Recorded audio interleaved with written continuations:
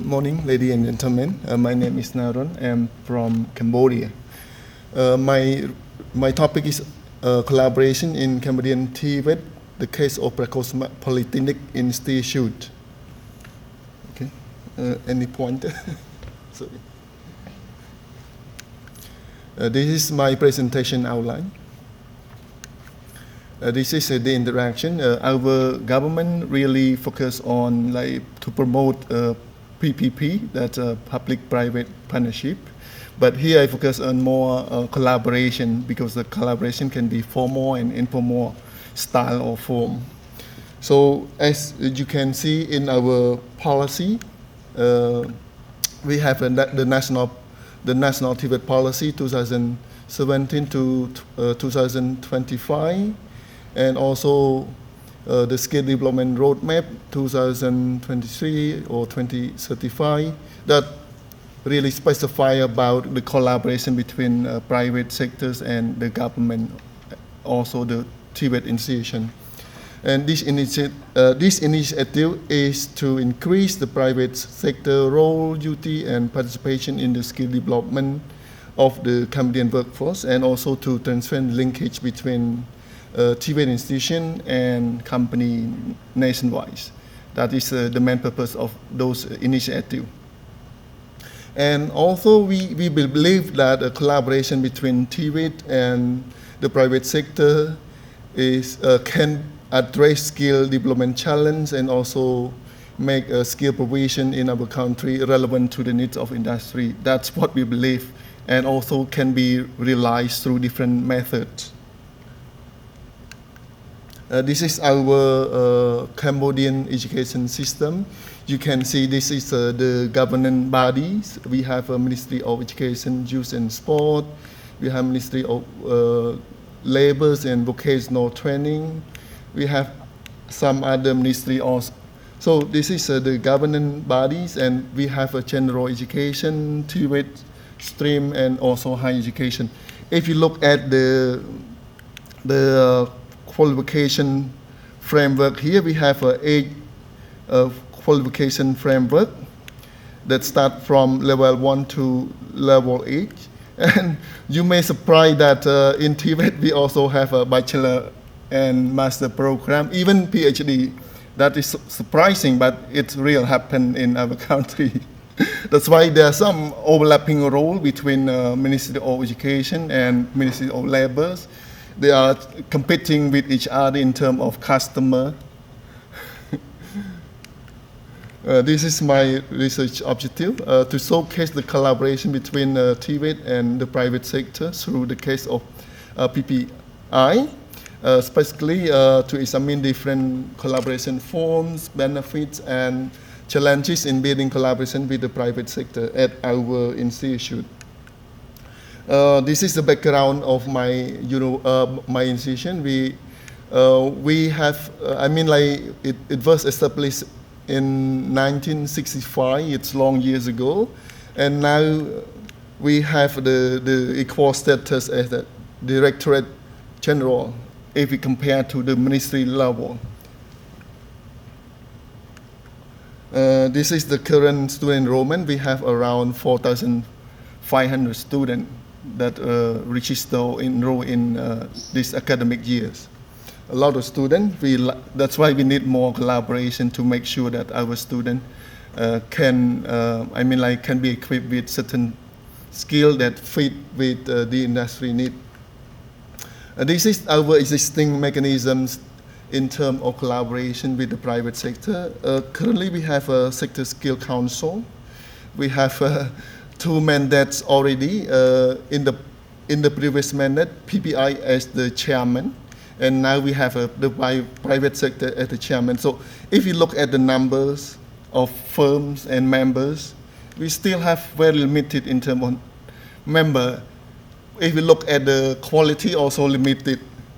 And we also have one unit that working on building partnership with private sector and some other relevant stakeholder. We call ILU, Industrial Liaison Unit.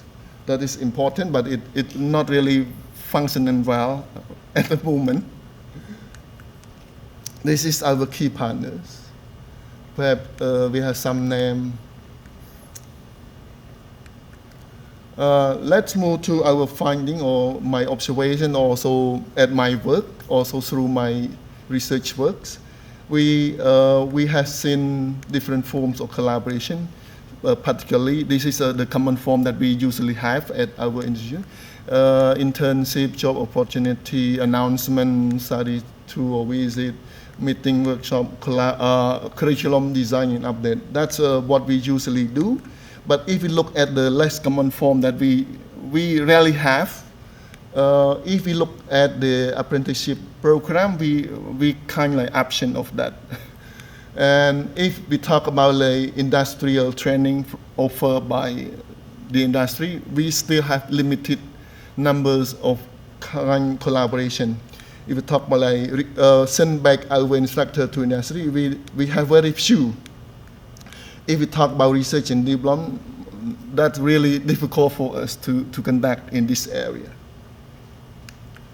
And why I say our collaboration is kind of like insufficient and not sustainable? Because usually we conducted collaboration activity based on like ad hoc. Usually like personal networking connection, that's more like informal. Through like for more graduate working at private company, we have connection. That's why we ask for something like, we don't have like MOU, Memorandum of Understanding or Agreement. And even our ILU, Industry Liaison Unit, we don't have a clear set of action and implementation. That's why they work just like ad hoc. This is what we want more concrete base.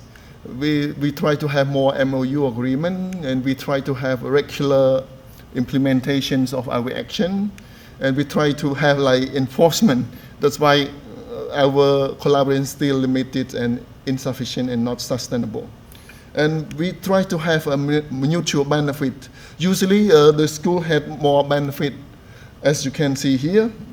School kind of like likely to have more benefit than the private sector. That's why private sector kind of like consider why they have to be in collaboration if they get less benefit than those. So make sure that mutual benefit between collaborators.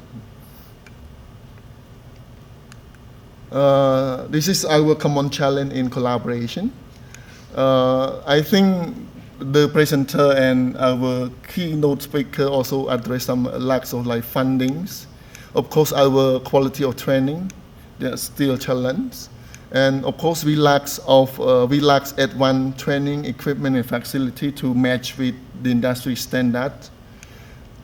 In terms of capacity and resources, our instructors, of course, they are limited in terms of skill, in terms of knowledge. And this is what we also face challenge. We limited integration of collaboration into action plan of the school. And of course, as in ministry or as the national body, kind of like no integrated coordinating mechanism for collaboration as a whole. That's why I say without this one, maybe everything else kind of like not insufficient. This is my recommendation. Actually, I have several more, but I just select some. So this is the most important one. Ensure mutual benefit between collaborators or stakeholders, otherwise they may not be in the collaboration. Try to strengthen institutional and instructor capacity, not just instructor, but also ILU members or staff. Enforce a supportive framework for collaboration, can be from the ministry or the government. Try streamline collaboration activities through full integration and implementation within the school. Make sure that all the school or my school have that kind of like fully integrated, that kind of collaboration work into their daily work. I think that's all. Thank you.